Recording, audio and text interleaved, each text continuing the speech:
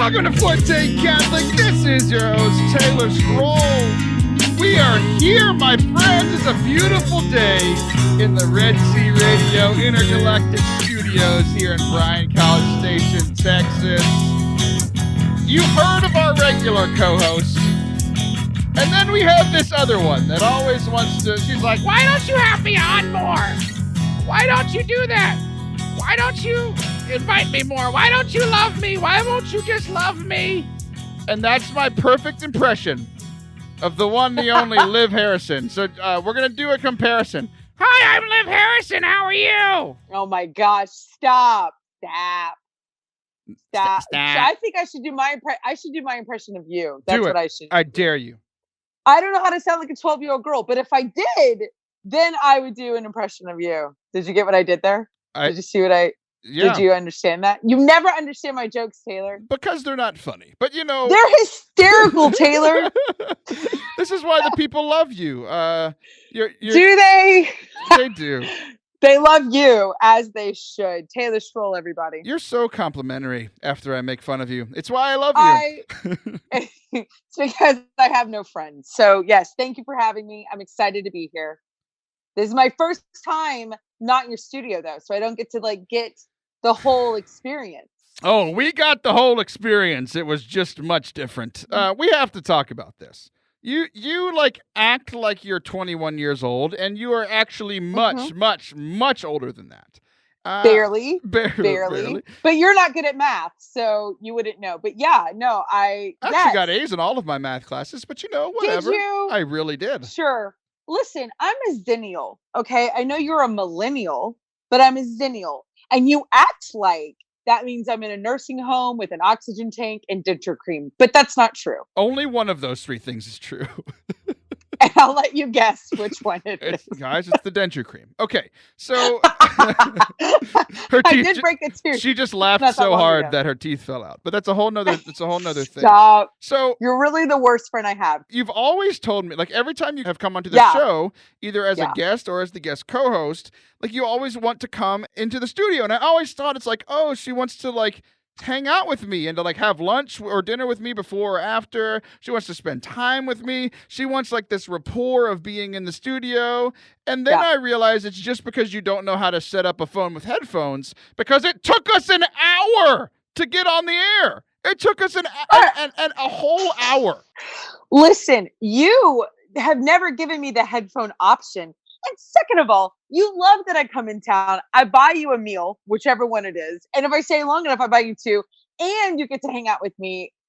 That is why you've never given me. This is the first headphone option you've ever given me. That's what this is. That's not true at all. Literally the first time I invited you to come onto the show, I said, you can do it remotely. You're like, no, I want to do it in person. Again, my impersonation. Stop. That is not true. I probably thought you meant a remote. Who does this? What is wrong with your generation? I should be looking at your face. You are looking at my face. No, this is what's wrong. I'm on my computer. You're on your iPhone. What's great about this whole thing is the first option, the easiest option, is to just download this app. I send you a link. You put in your iPhone headphones and you sit on your couch. But you decided you were like, I don't know where they are. Let me try all these other options. We tried all those other options for 55 minutes. And then I said, why don't you just go back to the Apple headphones like I told you to? You did that. And guess where you are now? Sitting on your sofa with your iPhone headphones on your iPhone. It's working perfectly. If you would have just listened to me from the beginning, that's my life motto. People just need to listen to me from the beginning and their life would be so much better. You would love that. But just explain this to me. I have never in my life, first of all, even though I had Apple iPhone headphones, whatever these things are, and you're the one who told me, you're going to make me sound so old, but you're the one that told me I have them. What are these for? How many times do people need these iPhone things? I don't understand. I get in my car. It has a Bluetooth thingamajig. I just start my car. I can start talking to you down the driveway. I don't need these. Are these for runners who don't run? What would I need these for, Taylor? Why in the world would I have headphones? I don't know. But look, I have them. So I guess one of us really is a millennial, and it's me because I was able to do it. and it's fine. No, you really weren't. And I almost gave up on life about 45 minutes in. At about 30 minutes, you complimented me for being such a good teacher and so patient. And at that really point, patient. I was. And then from the moment you said that, I realized this is ridiculous. You were angry. You were so angry with me. You better not get hit by a bus today. You need to go to confession for all the things you thought about me in your heart and soul, because I know they were ugly and I know that you don't care. So I'm just putting that out there. Look, to be fair, none of my anger was towards you. It was all towards me. Like, what have I done in life to deserve this? Like, this is all my fault somehow. Like, I have... Talk to humans off of a screen, Taylor. I am here to teach your generation how to be communicative in person. That's what y'all are missing some skills. She said, okay? From an iPhone an hour and a half away from me. Because you made me. Because I definitely but this would have helped. This would have helped in the tornado day. So now, live and learn. If we're going to be in... Oh my gosh, Live and Learn should be the name of the podcast you host. You should make a podcast. Well, no, you shouldn't, because I am making a podcast. It would take it's not going to be called that. It would take you 9 hours to set up every time. That's why the person I'm making the podcast with, her husband is an audiophile, which I never in my life had heard of that word. Audiophiles are not humans. They're a file that you have on your computer. Audio, like a bibliophile, like how you say that about people that like books, although it kind of sounds like something else to me, but I'm not going to say it because this is a good show. But I'm just saying, a person who likes audio equipment, I guess is what it is. Taylor, don't you know big vocab words? Audiophile, is this not a word? Am I making up? How come every time I come on your show, I say words no one knows? What is this about? Or that I don't understand? Well, don't look at me like that. Do not look at, I can still see your face. We're just going to move on. How's that? You always do this. So Yep, go ahead. Okay, so on last week's show, I talked about me crying in the middle of the woods. It was a revelation to everyone. And here's the thing. We talked about like me as a man crying and am I becoming less manly? And everybody, pun intended, came out of the woodwork to tell me, like, I had a bunch of dudes like DMing me or texting me like, hey, no worry, man, I cry once a week. And I'm like, what is, like, and my first thought was, what is wrong with you? Like, why are you crying so much? And then my second thought was, what is wrong with me? Apparently, I'm the one in the minority. I have no idea what's going on. Why do they feel the need to tell you this? Like, why are they DMing you and telling you, hey, man, hey, I like cry, like all the, like, why do you need to know that? Because they were affirming me because I shared it and I was very vulnerable last week and I shared from my heart about how broken it is. And they just wanted me to feel like it's a good Christian thing to do, Liv. I'm surprised this is so surprising to you. Like, this is called like empathy and sympathy, and this is what they're doing for me. It's very odd that it's not recognizable. No, okay, you know what? When we talked about in-game, you did cry in in-game, so maybe you have a stronger feminine side than like either one of us realize. Okay, so this is the greatest thing I've ever seen. I had people that I know texting me about it, but this is the funniest thing. This guy named Chris Hardy on Twitter, he tweeted at the Forte Catholic account. He said, I'm a new listener, and this is my view of you. A family man who walks through the woods searching for things and crying to stay away from dark churches. I love the podcast. So like, this guy has listened to the last 2 weeks of shows, and that's his impression of me. I'm scared of dark churches. I'm in the woods searching for things and crying. And like, that is the greatest like view of me I think I've ever heard. It sounds like he nailed it. Obviously, you were vulnerable enough that new people can like see right through you. You're just like, yeah, totally nailed you. That is absolutely how everyone should view you. I agree with this guy. This guy's a genius. You should have him on the show. I should. I love it. Chris Hardy has listened to 2 episodes. Yeah. He might have earned himself. Come on over. He might have earned himself. If he knows, on the show. Yeah, if he knows how to use audio equipment with his iPhone, I mean, he's like a complete in. Yes, Chris, totally. If you can learn how to conference call and be able to set it up in less than an hour, you have an open invitation to come onto the show. Anytime, Chris. You're welcome. Okay, so let's get into how the rest of my week went. I thought that was funny. I was vulnerable in sharing some of the things that were difficult about my life. I'm not sure if I shared this or not, but I locked my keys in my running car again. Oh no! Have you ever done that? Have you ever locked your keys in a running car? No, but currently we can't find a key to our house. So we have no house key. Does that work? Well, I mean, you're probably going to be robbed soon. Like, you might want to get that checked out. So yeah, I mean, samesies. So yeah, tell me about your running cars. Wait, how in the world do you do that? Do you have a fancy car with the startup button kind of a thing, or are you like old school? How do you do that? I don't understand. No, I was really stressed out last week. We just launched this like rebrand for Ablaze Ministries. It looks awesome. It People does look need to awesome. check that out. Check it out. Go check that out. Ablaze.us. Like, we rebranded to make it all cohesive, cool. blah, blah, blah. But like last week was crazy. Like, we were all working nonstop to make sure everything was ready. So I'm stressing out, thinking about all kinds of things. I park at the office.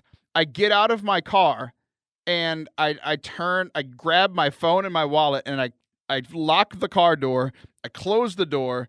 And then I realize immediately, like the second that the car door closes, that my car is running. And I'm just like, at this point, I'm just like, of course it's still running. Like, that's exactly what would happen today. So I just called my wife and I said, hey, on your way home from working out, can you stop by the office and let me in my car because I'm an idiot? Like, can you do that for me, please? I love how you put in there, hey, I called my wife, when you're on your way home working out, like whatever. Like, I love that you had to let us know that you have like a really cool, hot, athletic wife. Just in case for any new listeners, they now know that your wife is amazing, which she is.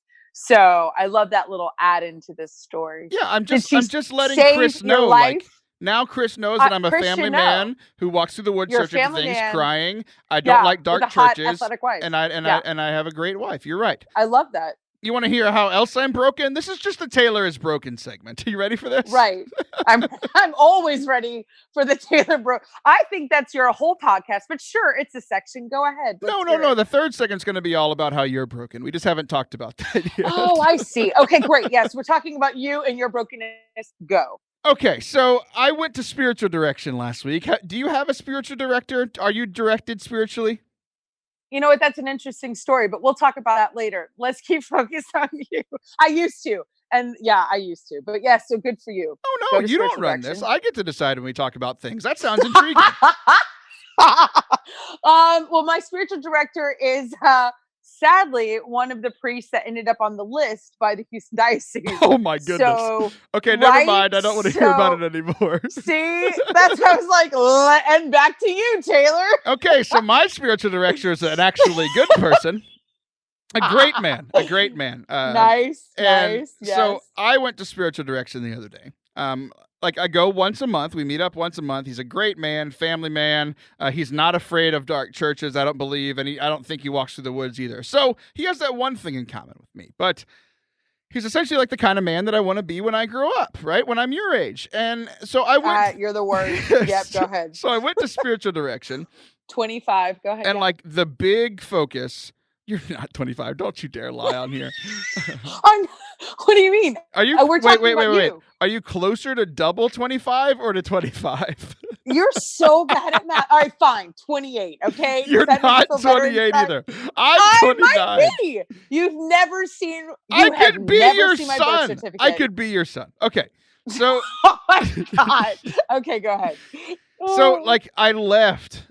Like, have you ever, okay, so not with your spiritual director, because we don't want to talk about that, but have you ever left a conversation, like, with somebody about, like, your faith, and you're like, man, I'm really inspired to be better. Like, I'm really, like, for me, I was inspired to go to confession and to be more dedicated to my prayer. Have you ever had a conversation like that? I hope I do that for you every time we talk. But yes, I have felt that, yes. You drive me to confession, but not for the reasons you think. Jeez Louise. Yes, I know. Lord, I was very angry. I was very frustrated.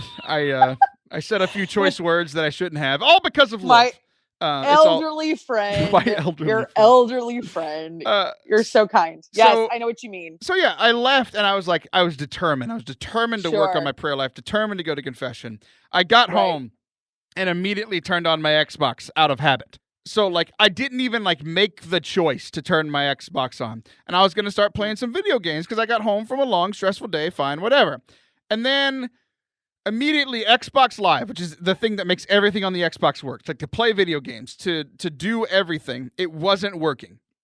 So I immediately contemplated, maybe this is some kind of sign from God and a reminder that I need to go pray like I was inspired to earlier. And then for some reason, while I'm having this thought, I'm still like moving around with my controller and I click on Netflix. and Netflix still works somehow. Like, even though Xbox Live is down, Netflix on the Xbox still works. And I ended up watching 8 episodes of Friends. So tell me, what's going on with me? What's going on there? Listen, Friends is a spiritual experience for a lot of us. So I think you did exactly what you were supposed to do. Well, also depends that's on not which the advice age. that I wanted to hear. And I think everyone's mad at you now. They were mad at me, and now they're sharing that. Okay, listen. All right, look, for real though. After you wasted 17 hours of your life watching all of those Friends episodes. It wasn't 17. It was like 3.5. Listen, we already know I'm better in math than you, obviously, with my age. So when did you get to the prayer part, Taylor? Did you just avoid it the whole time, or did you actually do what you were supposed to do? No, did you actually take that inspiration and do it? Yeah, exactly. So I realized this. I sent out the tweet, and ironically, sending out the tweet made me feel accountable. So I actually went and prayed right after I sent the tweet out talking about this. After the friends, though, I see. Right. Yeah. So I'm broken, but I'm getting better. I think that's the theme of this. And you're a work in progress, right, as we all are. And I think that's the theme of today's show, because we're just going to keep working on it. All for Chris Hardy's sake. Like, we just want him to keep having a good view of us. Yeah, so when Chris comes on the show, he knows what he needs to talk about and how he can guide you to be a better person. Because obviously I'm failing. So here, I do have a question though. When you say, like, when people say like, oh, I was inspired to go pray, I was inspired to go do whatever. What does that look like for you? Like, how do you pray specifically in this situation? What did you do? Did you read? Did you do Lectio Divina? Did you go to adoration? Did you journal? Did you just say in Our Father? What does that mean? Because it's so broad and so like vague. So how do you pray? How did you pray in that friend day? What did you do? Well, if you were listening to the story, what I do when I'm inspired to go pray is I turn on my Xbox and I try to play video games, and then I watch Friends. But but eventually, whenever after that, obviously after that, right? Yeah. So I've talked about it before on the show, but it has been a while. I use the YouVersion Bible app on the phone. It's the most downloaded Bible app, and they have all these Bible plans, like scriptural reading plans. So like devotionals, that sort of thing. You click through them, you read it. It tells you it has some kind of reflection, and then some scriptures to read. And what I do is essentially like whatever themes kind of stick out to me, I start praying about those. So let's say, for instance, one of them's talking about like finding peace in the workplace. And then it's like, okay, well, God, I just realized that like I don't have peace in this relationship right now. I don't have peace about this project. Lead me, guide me in that, and show me how I can accomplish that task and to grow closer to you within that task that's challenging me right now. So stuff like that. We'll get a little bit more into this. We'll get into how you're broken here pretty soon. Although we did kind of talk about it, how you're broken and can't, you can't seem to learn how to use your cellular device. But that's a whole nother thing. But Liv, we have a very special guest coming on the show, a Catholic magician. He was recently on like the hit TV show Penn and Teller Fool Us. I cannot believe that this guy is actually coming on the show. Super excited about it. Guys, we will be right back. Don't go anywhere.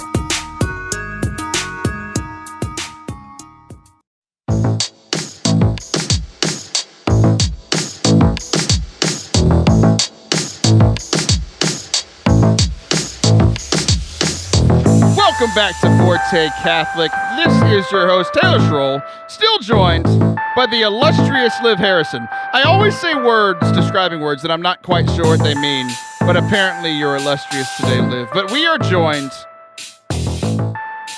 all the way from, I think, Austin, Texas. That's at least where he's based out of. Maybe he's traveling all over the world today. But Giancarlo Bernini, who I met on the phone a few months ago.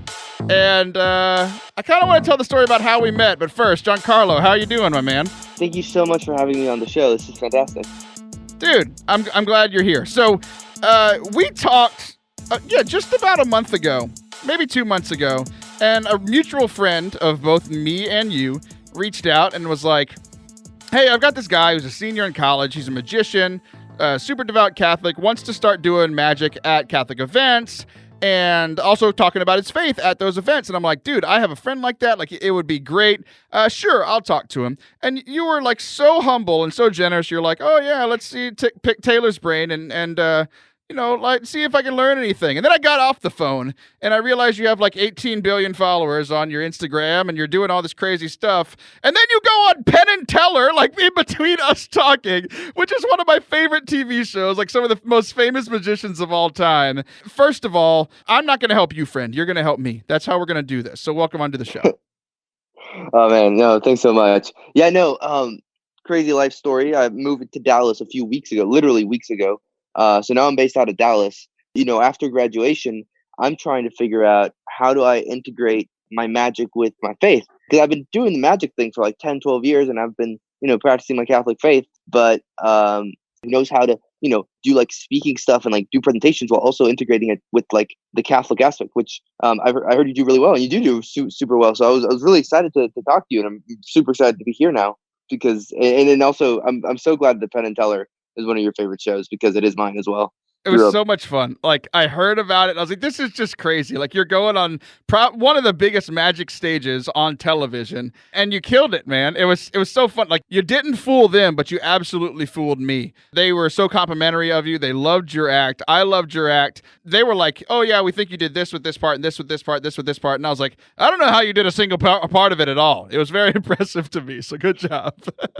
Thanks. I appreciate that. Yeah, absolutely. So what I kind of wanted to talk to you a little bit about is like what was really cool for me watching it was you were able to share like Catholic truth without being super overtly Catholic, because you're on this like non-Catholic, non-Christian show. At least one of the members of Penn and Teller is an atheist, and you're able to share, like you talked about the transcendentals, what is true, good, and beautiful. You talked about the balance of faith and reason on this public stage, and I was like super proud of a young man like yourself being able to share your faith in a way that was true and was good, but it wasn't overt and like overbearing. Like it was it's kind of like you're finding a way in the door. And I think that's what you're doing a lot with your magic. So like, first of all, like how did you get involved in magic? It's, like a lot of people go to school and they're like, oh yeah, I was part of the football team. I was part of the band. I was part of the cheerleading team. And you're just like, nope, I'm a magician. How'd that get started for you? Right. Yeah. So what happened was, my dad showed me a card trick when I was just a little kid. I was probably like in second or third grade. And it was just this one simple card trick and he showed me how to do it. It blew me away. And then I went out and I just showed it to everybody and they loved it. And I loved that they loved it. And so I was just like, I want to do it again. So, the thing about magic is really the first time is the best time it works. You start doing it to people more times than, they either catch on or they start to get bored. Like we've seen that one. So like, I need to learn another one now. So I went online and I tried to learn another card trick. This just kind of snowballed into people starting giving me magic sets for Christmas. And I started practicing. I remember when I was in fifth grade, by that time, I was really trying to put together a magic show at that point. It was a really bad magic show because I was in fifth grade, but it was a magic show. And I'd go to the local cancer clinic. So there's a local children's cancer clinic in my hometown. I would do a magic show for the patients in the lobby while they waited for them to get called in. And so that was like my first experience with how magic could transform a situation and take something that, take a situation that's stressful and anxious and turn it into something, help them have joy for a moment. And one of my things is I never think that magic should be an escape from reality. In the same way that a lot of people say that entertainment like movies and stuff is important because it helps you escape from reality for a moment. And for me, I don't like that idea. I don't like that we have to escape from our reality. So for me, entertainment's always been about transforming someone's reality. And that was when that kind of happened. When I was doing those shows in the Children's Cancer Clinic, I realized, this isn't helping them forget about what's about to happen for a moment, but it's helping them have an easier time going through it. And that's what I feel like all entertainment, should do for the most part, is not help you escape from reality, but help you transform your reality and help you see it in a different way that'll help you ultimately grow closer to God, whether explicitly or not.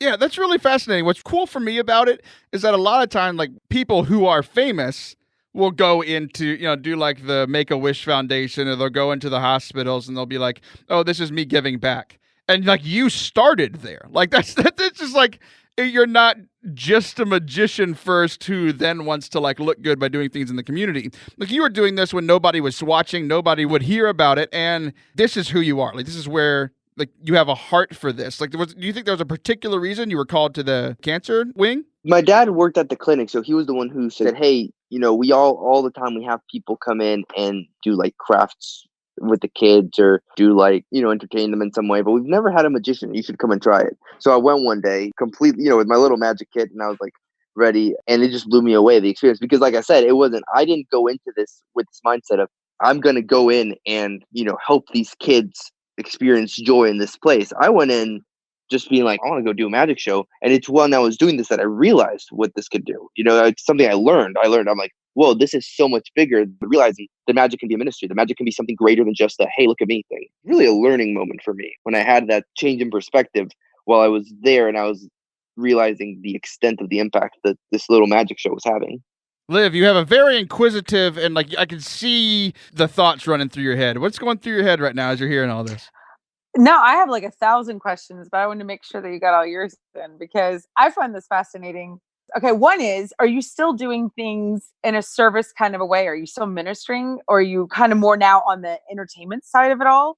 Yeah, so recently I've been done shows for like retirement homes and stuff like that. That's volunteering. What I'm working on doing right now is creating a magic show that uses the illusions explicitly to evangelize. And whether that be sharing the gospel with people who don't believe in God, or whether that be sharing a new perspective on faith with maybe people who are already Catholic, they're already in the faith, but maybe there's some way that I can show something or explain something through a magic trick that will resonate with them, because that's how I learn things, in the faith, is through analogies and metaphors. And I put together a little show that what it does is it uses the tricks to teach apologetics and evangelization strategy.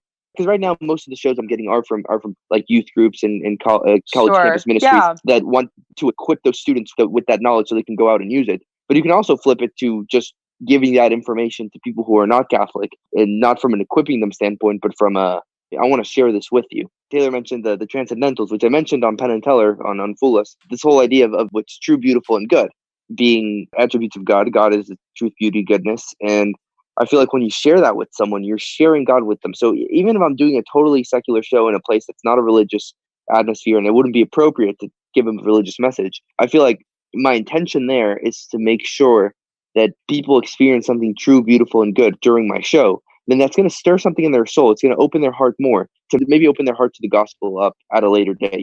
May not be the tipping point, but it's all about being a piece of their journey that hopefully something at this show God can use to open them up to the gospel later on in their life. Like a gateway. I'm thinking of Alpha. I know Taylor's not thinking of that, but no, I'm not thinking of Elsa.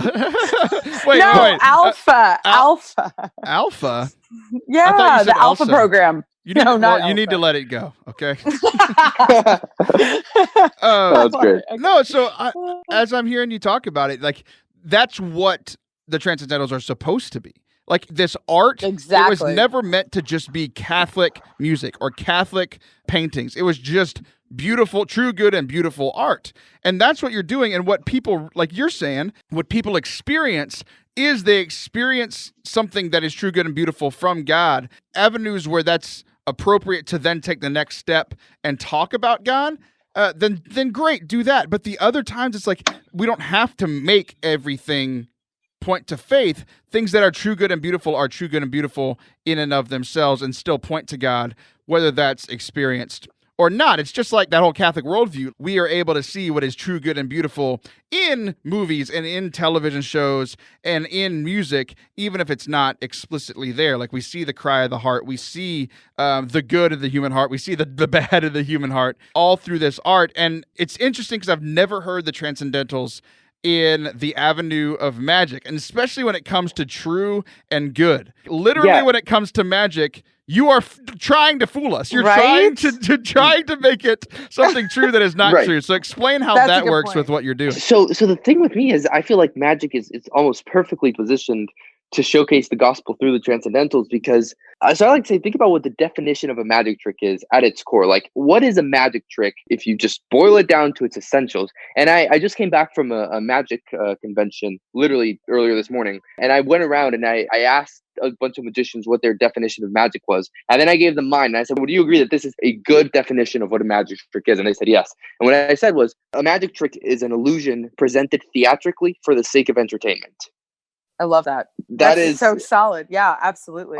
I said, okay, so let's think about what we just said here.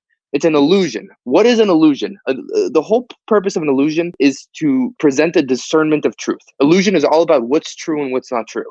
Theater is all about showcasing something beautifully. Theater is all about beauty. And entertainment is about doing something good for someone else. And so in that, you have truth, beauty, and goodness just wrapped up in there perfectly and balanced so well together. Wow. Okay, so like, here's the question though. With everything that you're saying, how did people receive what you are presenting to them, both on the stage and off the stage? Like, are you getting any like pushback, or people kind of, obviously Taylor's brilliant. We already know this, right? Because he's like the most brilliant person we all know, right, Taylor? Of course. So Keep obviously going. he Do picked go up on. on what you he picked up on what you were doing. But like, has anybody, you know what I'm saying? Like, has anyone in the magic world pulled you aside and said, "Oh, wait a second, hold on. I see what you're doing here. You're taking this platform and you're using it for something else." Or have you just kind of used an illusion of the whole thing and they don't even know that you're presenting this type of theology without anybody knowing? Does that make sense? Like, is anybody catching on to what you're doing besides the brilliant Taylor Schroll? Is anyone else aware of what you're doing, and do they care? Like, do they even have anything to say about it? Right. I mean, I don't see it as like I'm going to talk about the transcendentals, and hopefully some people will figure out it's actually about Jesus. It's very much just letting it be what it is. So Cool. if I'm going to go do a show for a church, I'm going to talk about the gospel super explicitly in the show. Sure. If I'm doing a show and this is a mindset I have to get into, right? But when I'm doing a show for a corporate event, a company hires me to come do, one of their banquets, their award banquet. And I go up there and, obviously it's not an appropriate place for me to talk explicitly about the gospel, but my heart is not in, I'm going to sneak Jesus into this, but it's just, I'm going to show them something true, beautiful, and good, recognizing in my head that this is going to show them Jesus. And I'm not trying to like sneak Jesus into it. It's just, this is what Jesus is. I'm showing them art, and Jesus is in this space because of this. And that's all I can do. And I have to welcome that and be openly attentive to the Holy Spirit in those situations. But at the same time, it's not I hope they catch on that I'm really talking about Jesus when they say this. It's no, when I'm telling you, I'm showing you something true, beautiful, and good. And I do mention these three things in all the shows I do. I mention the transcendentals. If anyone goes home and they Google it, they'll find, a ton of Catholic stuff. It's fine. That was the magic trick all along. I've been duping you throughout my show, and then you realize the biggest trick when you arrive home. Nice. It's like zucchini bread, and now you've eaten your vegetables. Like, I love how you're like, hey, it's still fantastic. Who doesn't love a blueberry muffin? Everyone loves blueberry muffins, and you're eating blueberries. I love it. I think it's brilliant. I have no idea what that analogy was supposed to mean, but I'm also all of a sudden very hungry. Because it's healthy. It's a sneaky thing, but it's not. It's on its own. Like, you're not eating a blueberry muffin to get in your daily serving of blueberries, of vitamins. But hey, if you happen to get it in there because you love blueberry muffins, it's a win-win is what I'm saying, Taylor. I'm saying I appreciate what he's putting out there. It makes sense. It's brilliant. It's the blueberry muffins of entertainment. You're winning. I love it. Well, I still don't understand what she means, but Giancarlo, I think she's complimenting you. Always. Giancarlo. It's a compliment. That's good. That was great. Giancarlo, we've run out of time today, but I want people, first of all, I want people to just type in Giancarlo Bernini, Penn and Teller. I want them to go watch that show. But how else can they get in touch with you to book you for their next church event, to see what more you can do, and just to look at your beautiful face? How can the people find you? Thanks. Yeah. So CatholicMagician.com. That's my website. Brilliant. Oh my gosh, you're super just killing That's like the most brilliant website ever. It's like no one else had wow. it. I just went out and I was like, I wanted to be a Catholic magician. And by the way, it's Dude, like, I don't know crazy. I don't know any other Catholic magician. I mean, I know there's Christian magicians and there's magicians who are Catholic, but I haven't met any other magicians that explicitly have a Catholic magic show. And then I go on and I'm like, oh, this website name hasn't been taken. I guess I'm the only one. I don't know. But anyway, CatholicMagician.com is now my website. Awesome. So well, I want people to go check it out. Thanks so much for your time. Liv, you're talking over the outro. What are you, Allison Sullivan? I'm just like, he's gonna be a bajillionaire. Like this, it was nice meeting you, because he's gonna have a Learjet. That's all. I'm done. Go ahead. Well, your outro. Okay. I'm glad I have your permission to close the segment, Liv. Giancarlo, thanks so much for coming on. You rock. Everybody go check him out. Watch the show. Get connected with him. Do it. Liv and I will be right back. Don't go anywhere.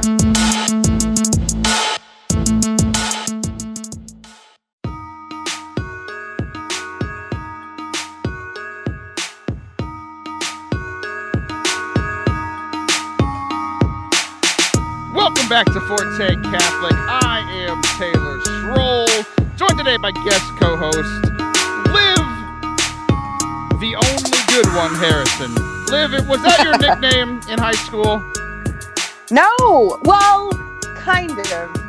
I was really upset because I didn't think I had a nickname in high school because my real name is, Olivia.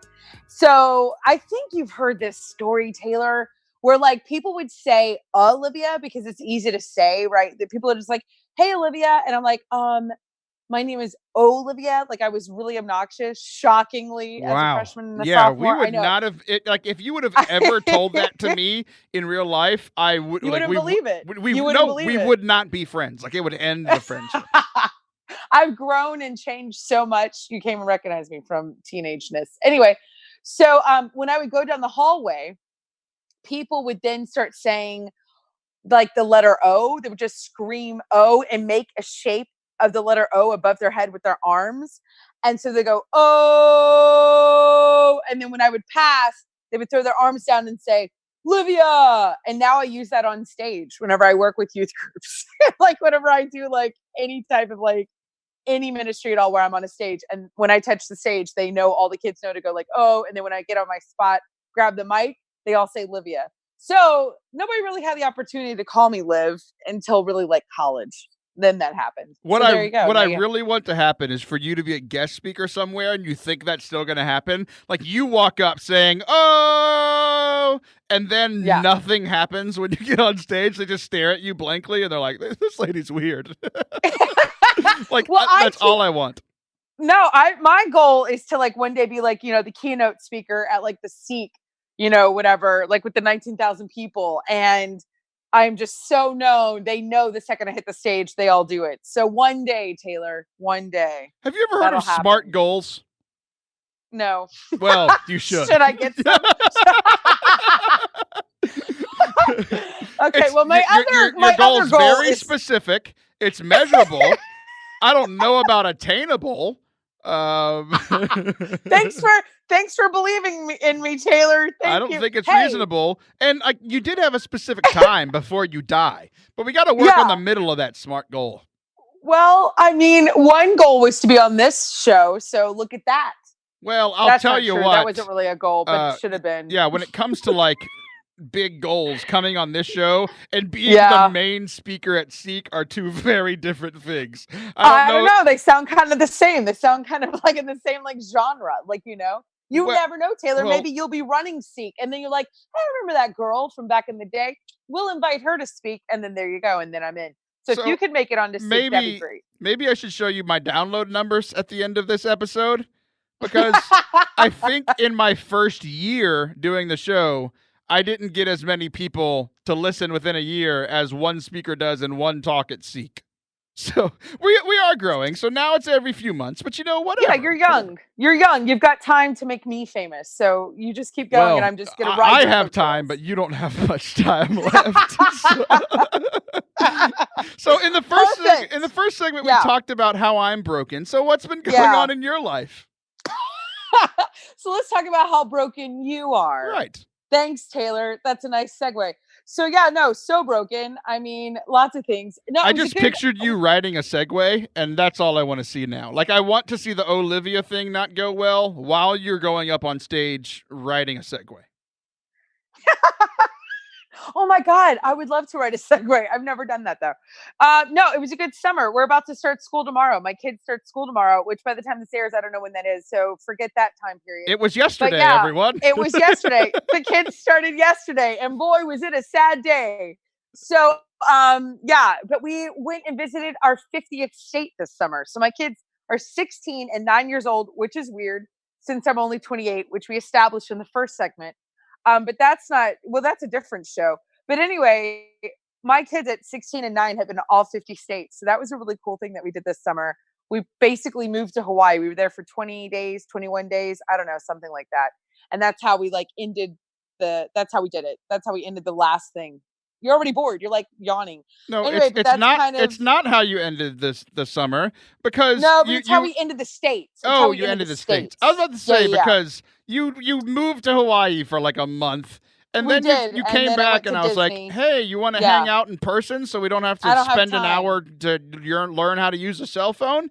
And I don't like, have time. when I reached out to you, you were at Disney World. I'm like, what is going on? Well, we're annual pass holders and we're vacation club members. We go about 2 or 3 times a year. But that doesn't count as our vacation. We vacation big. So like that's where our money, if you were to walk in my house, you'd be like, "Oh, is this a fraternity? Like do 20-year-old like boys live here? Because what is this?" And I'd be like, no, this is our house. We just don't like stay here. We travel. So So we don't let me have give you cool a hint, furniture. Liv. We Like, have boxes everywhere, but that's okay. That's where we spend our money. I'm saying we don't spend it on making a cool house, is what I'm saying, Taylor. so before you make whatever I said weird. No. We have to stop here because I want to help you, and here's how I want to help you.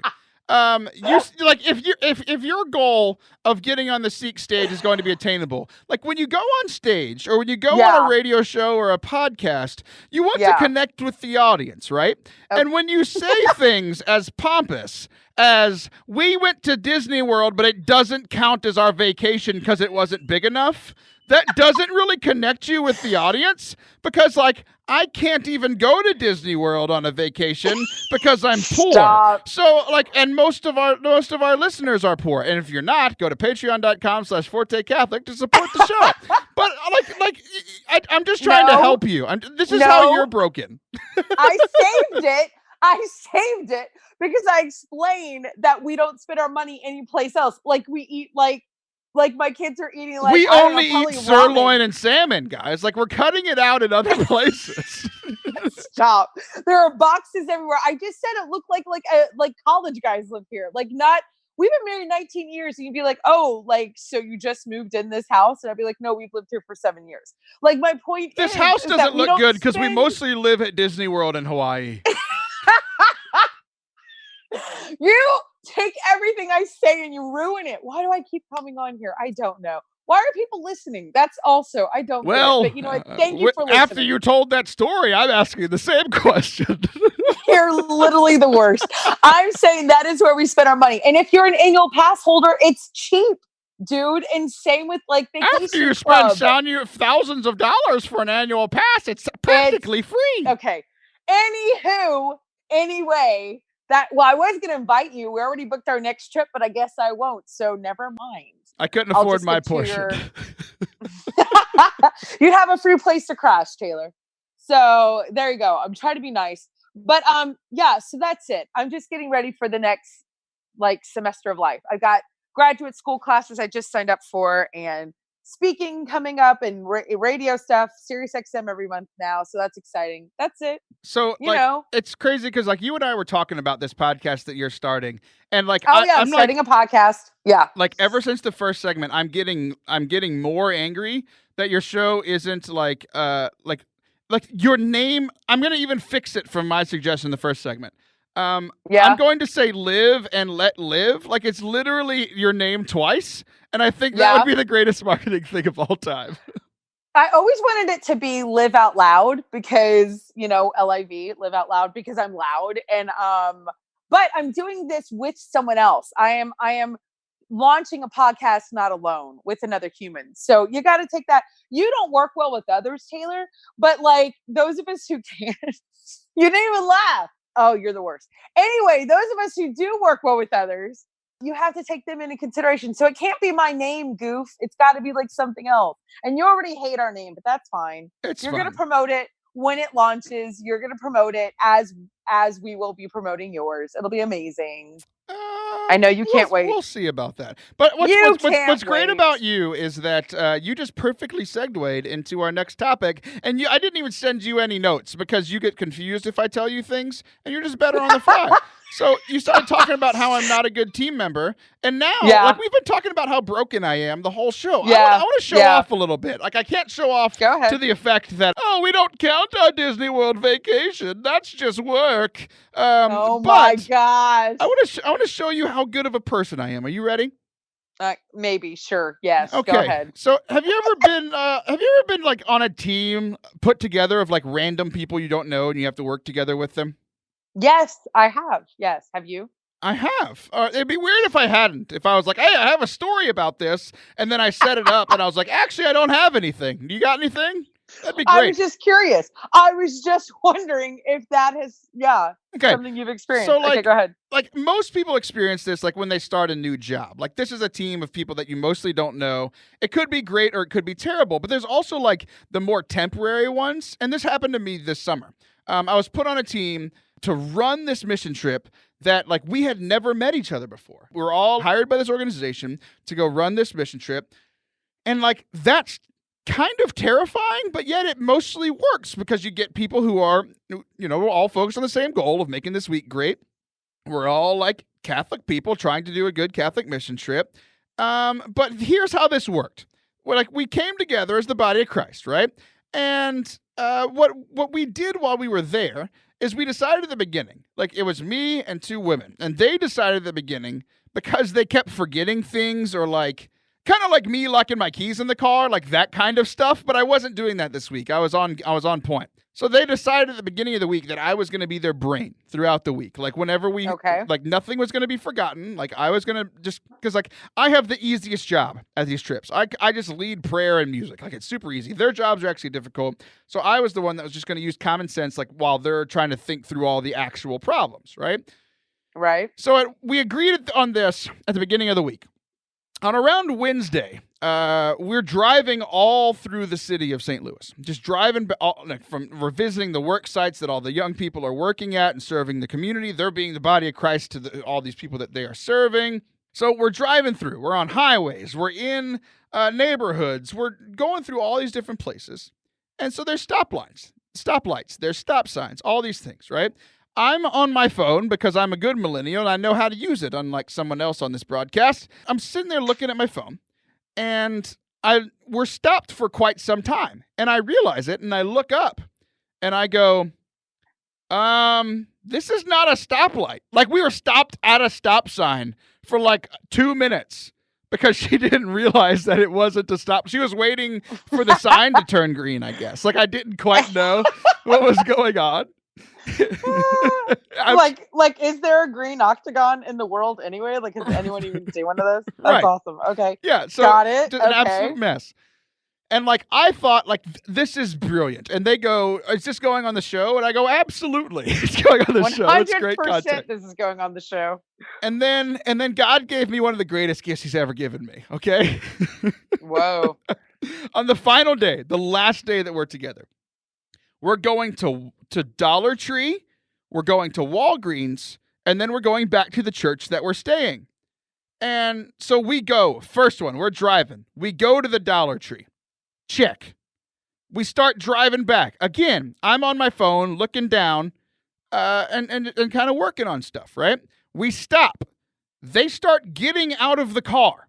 I look up from my phone, realize we're at the church, and I say, "This is not a Walgreens." And like we all bust out laughing because we missed the Walgreens trip. Like this was talked about all week. We're going to go to on the last day. We need to go to Dollar Tree, Walgreens, the church. We had talked about that earlier that morning. We had talked about it on the way to Dollar Tree. When we left Dollar Tree, we said we're going to Walgreens. And I look up and we are at the church. How many were in this car? 3, me and 2 women. I told you this at the beginning of the story. Thanks for listening. I'll be your brain for the rest of this this podcast. All right. See, that's the problem. No, that's so funny. Wait a second. Were y'all drinking coffee on this day? Because maybe this was just maybe you were tired, like being a new parent. Like, had you been up a lot? I'm just trying to give you an out.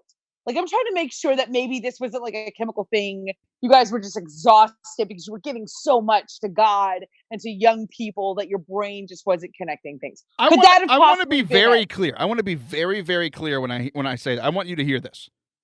None of this was my fault. I was the one that noticed the mistakes.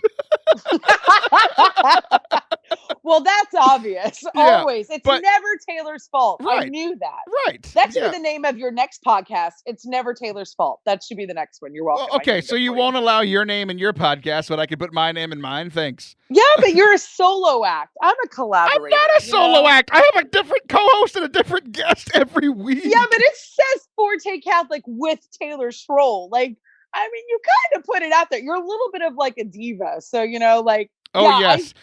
Look, wait. I'm a diva? Oh, we live in Hawaii and don't count Disney World as vacations, but you're a diva. Just absolutely okay, you know fantastic. what? I was offering you a free place to come for Disney, and you say I'm a bad person. I just want everyone on your podcast to know that I am not a Veruca Salt, and I share. That's what I want everyone to know. Geez, Taylor. Okay. Also, what's the point of having an old friend? Here's the point of having an old friend. This is a great segue. We're ending the show, and how I want to end the show for the last minute is I just want to hear the wisdom of an old person. Can you share, what's the 60-second nugget of wisdom that you have for us today? Yeah, my nugget of wisdom is to not have young friends because they make you feel horrible about yourself. So, no, actually, the complete opposite. If you really want a good piece of nugget of wisdom, did you just say a piece of nugget? I did. See, making fun of the old. Like, you're the worst. No, but I do believe in intergenerational friendship. I think you should have people on both sides of your age, whatever that is, without being creepy. Okay, so you should know what you got to have boundaries, everybody. But you definitely need to have everyone around you. Otherwise, if you stay within your bubble of your age group, you're not going to grow. And there you go, America. You're welcome. There you have it. The most important thing you'll hear on this week's Forte Catholic. That is all I have for you. All right. That is old person Liv. I'm going to go ahead. You said, I love how you said that's all I have for you, and then you kept talking. I'm going to go ahead and mute you now. Bye, Liv. Okay, she's gone. Everybody, thanks so much for listening today. I hope you listened better than Liv did. I'll be back next week because with a different co-host and a different guest because I'm not a solo act. See ya. All right, no music for this one, Liv. You know why? Why? Because I'm not sure if we actually have any Patreon content for this episode because you say things that even I can't put on a Catholic podcast. Do not give me a reputation. Remember how we're supposed to be not competing? I feel like you're holding my head under the pool water right now. Dude, you're supposed to help me out. Don't hit me with the bus. This isn't my fault. You're being my community right now? Just revealing what is true. So I'm cheeky. I'm too cheeky for Catholic radio. What I'm going to have to do is I'm going to have to crazy edit down the things that you said in between segments, and then I'll actually be able to post it. And this is the kind of content you can get at patreon.com/Forte Catholic. It's all this Liv and I, everyone else I record with in an hour and 15 minutes. We've been here since 3 p.m. It is 5:30. We don't stop talking. So there's so much bonus content, some of which I will post, some of which I will not. I will only own the rights to. That's fine. Yeah, it's very fun to just make text a laugh you the track. content. Make a laugh track of my I laugh. can't share on Patreon. But sorry, everybody. Sorry. Hang out with me in real life. Literally hours and hours and hours of bonus content with you, all of our other co-hosts, all of our guests. And it helps me to feed my children. And who are adorable. I love doing this show, but I also like not being poor. So if people would want to support the show for all the work we do here, I'd really appreciate it. Forte Catholic. Nope. Patreon.com/Forte Catholic. Patreon.com/Forte Catholic. This is literally the last thing they're hearing on the podcast. So how would you actually like to end it? Please go. And you're very appreciated. We love you. We're not going anywhere. Okay, bye.